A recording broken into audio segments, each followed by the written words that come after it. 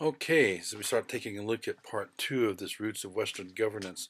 We're going to look at this idea of citizenship.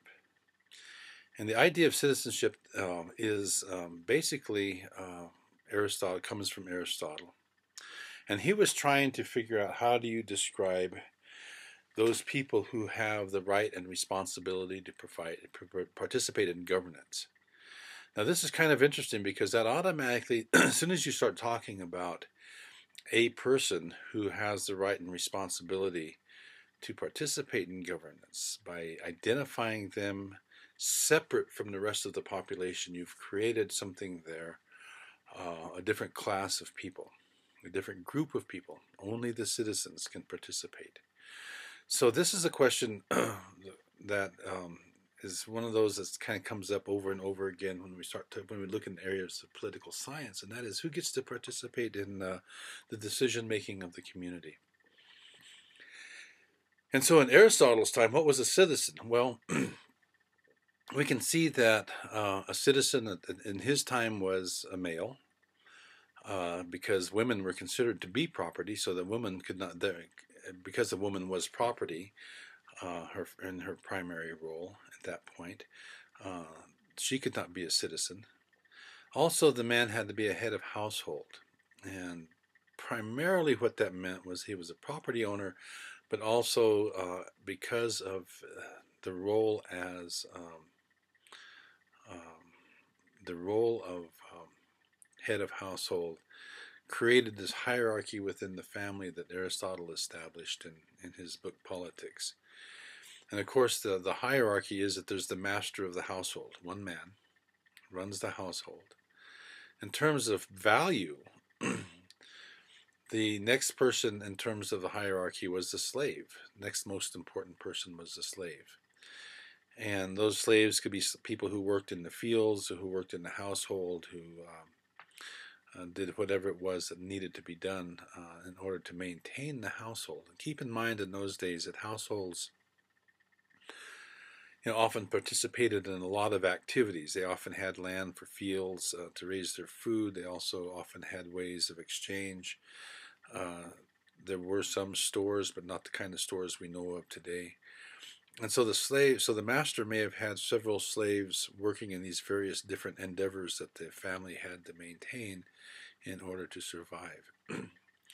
Then after the slave, in terms of value, comes the wife, and then after the wife, the children. So within this system, uh, we see that the master is the one who gets to make all of the decisions for the household, with little or no questioning, no participation from family members. That was his kingdom. The other thing is the head of household owns property, and both land and slaves. And land would include houses and things of this as well. But the point here is that in order to be a citizen in Aristotle's time, you had to be a male property owner, and that's just the basic concept there. Now, um, within that, uh, the Greeks, had their city states. Each town was a state unto itself, and the people who participated in the government there was going to be a very small group of people. And today we would call that oligarchy, because that's government by a small group of people.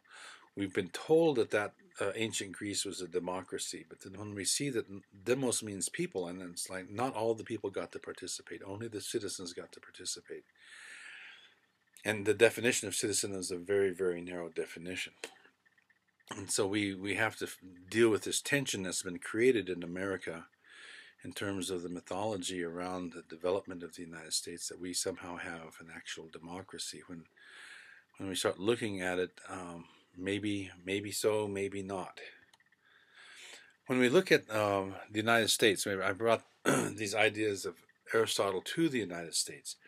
When we look at 1789, which is the time that the United States Constitution was ratified and approved, at that time the definition of a citizen was exactly the same as Greece, but then we get to add the idea of being white. That if you weren't white and you weren't going to be a citizen, and this is white isn't one of the standards. The standard is male and property owner, but uh, black people, brown people very seldom had property of any other than just their own personal property. So to own real property, you had to be a white male. And that was the way, and again, very similar to Greece, this is the way things were set up in the United States. And so participation in the United States as democracy was somewhat limited from the beginning. We have the women's voting rights in the 19th Amendment, which 1920. Women get the right to vote at that time and run for office. One of the things about the right to vote also means that you not only have the right to vote for somebody to run for office, who's running for office, but you have the right to run for office yourself. So starting in 1920, we have women's voting rights. So we begin to expand the concept of citizenship only into the 20th century. The 15th Amendment that was passed in 1866, right after the Civil War, they call the Civil War Amendments, the 13th, 14th, and 15th Amendments, the equal protection, the due process, and all those kinds of things. The 15th declares that no person can be denied the right to vote due to race, creed, color.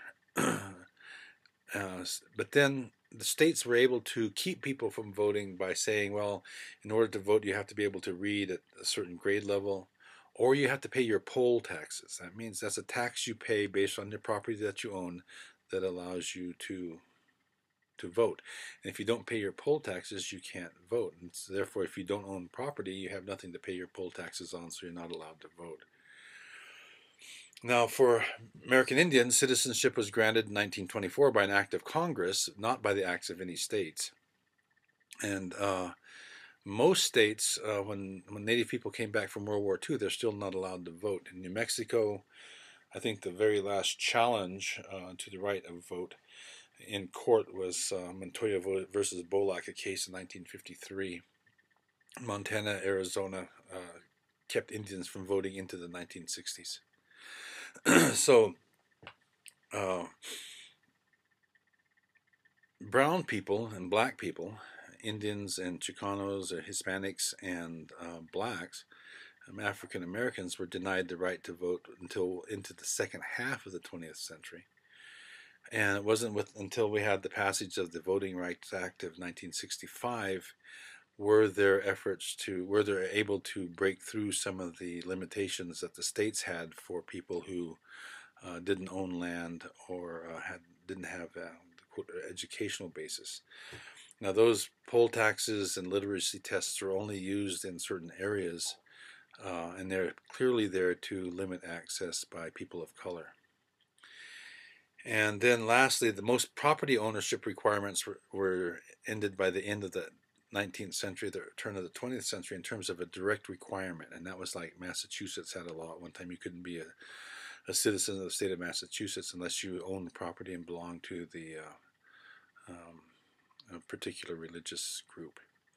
So those kinds of things ended by the end of the 20th century, or those things ended by the end of the 19th century, but they were still in place through the poll taxes because, again, like I said earlier, you have to pay your poll taxes to vote, but poll taxes are based on the property that you own, and if you don't own land, then you don't pay a poll tax, and therefore you couldn't vote.